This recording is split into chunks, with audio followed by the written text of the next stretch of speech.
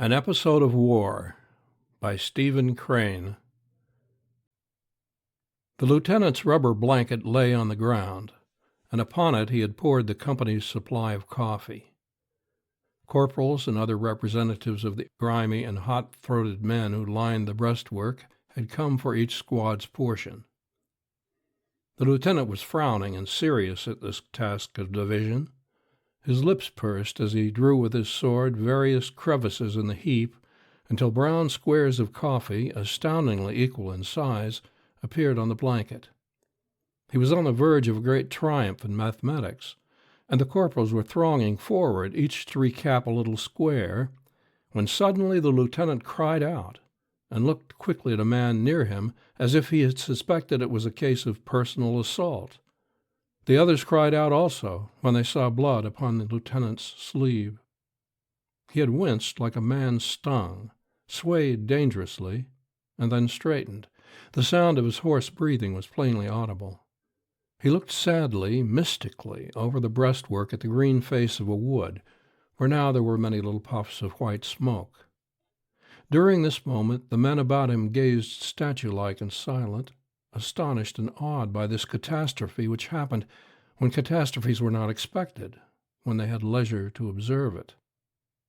As the lieutenant stared at the wood, they too swung their heads, so that for another instant all hands, still silent, contemplated the distant forest as if their minds were fixed upon the mystery of a bullet's journey.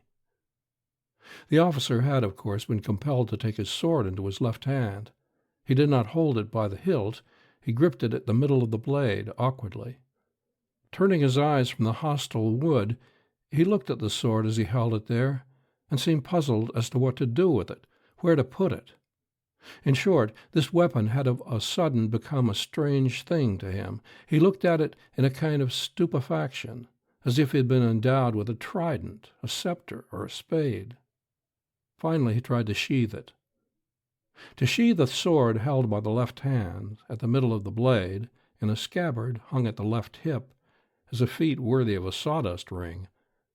This wounded officer engaged in a desperate struggle with the sword and the wobbling scabbard, and during the time of it he breathed like a wrestler. But at this instant the men, the spectators, awoke from their stone-like poses and crowded forward sympathetically. The orderly sergeant took the sword and tenderly placed it in the scabbard. At the time he leaned nervously backward and did not allow even his finger to brush the body of the lieutenant. A wound gives strange dignity to him who bears it. Well men shy from this new and terrible majesty. It is as if the wounded man's hand is upon the curtain which hangs before the revelations of all existence, the meaning of ants, potentates, wars, cities, sunshine, snow, a feather dropped from a bird's wing, and the power of it sheds radiance upon a bloody form, and makes the other men understand sometimes that they are little. His comrades look at him with large eyes, thoughtfully. Moreover, they fear vaguely that the weight of a finger upon him might send him headlong, precipitate the tragedy, hurl him at once into the dim, gray unknown. And so the orderly sergeant, while sheathing the sword, leaned nervously backward. There were others who proffered assistance. One timidly presented his shoulder and asked the lieutenant if he cared to lean upon it, but the latter waved him away mournfully. He wore the look of one who knows he is the victim of a terrible disease and understands the helplessness. He again stared over the breastwork at the forest, and then turning, went slowly rearward. He held his right wrist tenderly in his left hand, as if the wounded arm was made of very brittle glass. And the men in silence stared at the wood, then at the departing lieutenant, then at the wood, then at the lieutenant. As the wounded officer passed from the line of battle, he was enabled to see many things which as a participant in the fight were unknown to him. He saw a general on a black horse, gazing over the lines of blue infantry at the green woods which veiled his problems. An aide galloped furiously, dragged his horse suddenly to a halt, saluted, and presented a paper. It was, for a wonder, precisely like an historical painting. To the rear of the general and his staff, a group composed of a bugler, 2 or 3 orderlies, and the bearer of the corps standard, all upon maniacal horses, were working like slaves to hold their ground, preserved their respectful interval, while the shells boomed in the air around them and caused their chargers to make furious, quivering leaps. A battery, a tumultuous and shining mass, was swirling toward the right. The wild thud of hooves, the cries of the riders shouting blame and praise, menace and encouragement, and last, the roar of the wheels, the slant of the glistening guns, brought the lieutenant to an intent pause. The battery swept in curves that stirred the heart. It made halts as dramatic as the crash of a wave on the rocks, and when it fled onward, this aggregation of wheels, levers, motors had a beautiful unity, as if it were a missile. The sound of it was a war chorus that reached into the depths of man's emotion. The lieutenant, still holding his arm as if it were of glass, stood watching this battery until all detail of it was lost, save the figures of the riders, which rose and fell and waved lashes over the black mass. Later he turned his eyes toward the battle, where the shooting sometimes crackled like bushfires, sometimes sputtered with exasperating irregularity, and sometimes reverberated like the thunder. He saw the smoke rolling upward and saw crowds of men who ran and cheered or stood and blazed away at the inscrutable distance. He came upon some stragglers, and they told him how to find the field hospital. They described its exact location. In fact, these men, no longer having part in the battle, knew more of it than others. They told the performance of every corps, every division, the opinion of every general. The lieutenant, carrying his wounded arm rearward, looked upon them with wonder. At the roadside, a brigade was making coffee and buzzing with talk like a girls' boarding school. Several officers came out to him and inquired concerning things of which he knew nothing. One, seeing his arm, began to scold. "Why, man, that's no way to do. You want to fix that thing."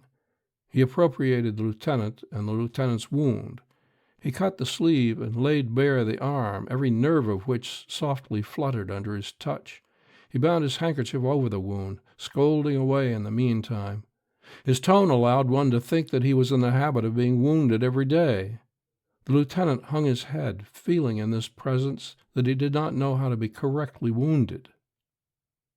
The low white tents of the hospital were grouped around an old schoolhouse. There was here a singular commotion. In the foreground, 2 ambulances interlocked wheels in the deep mud. The drivers were tossing the blame of it back and forth, gesticulating and berating, while from the ambulances, both crammed with wounded, there came an occasional groan. An interminable crowd of bandaged men were coming and going. Great numbers sat under the trees, nursing heads or arms or legs. There was a dispute of some kind raging on the steps of the schoolhouse. Sitting with his back against a tree, a man with a face as gray as a new army blanket was serenely smoking a corncob pipe. The lieutenant wished to rush forward and inform him that he was dying. A busy surgeon was passing near the lieutenant. "Good morning," he said with a friendly smile. Then he caught sight of the lieutenant's arm, and his face at once changed. "Well, let's have a look at it." He seemed possessed suddenly of a great contempt for the lieutenant. This wound evidently placed the latter on a very low social plane. The doctor cried out impatiently, "What muttonhead had tied it up that way, anyhow?" The lieutenant answered, "Oh, a man." When the wound was disclosed, the doctor fingered it disdainfully. He said. "You come along with me and I'll tend to you." His voice contained the same scorn as if he were saying, "You will have to go to jail." The lieutenant had been very meek, but now his face flushed, and he looked into the doctor's eyes. "I guess I won't have it amputated," he said. "Nonsense, man, nonsense, nonsense," cried the doctor. "Come along now. I won't amputate it. Come along. Don't be a baby." "Let go of me," said the lieutenant, holding back wrathfully, his glance fixed upon the door of the old schoolhouse, as sinister to him as the portals of hell. And this is the story of how the lieutenant lost his arm. When he reached home, his sisters, his mother, his wife, sobbed for a long time at the sight of the flat sleeve. "Oh, well," he said, standing shamefaced amid these tears, "I don't suppose it matters so much as all that." End of an episode of war.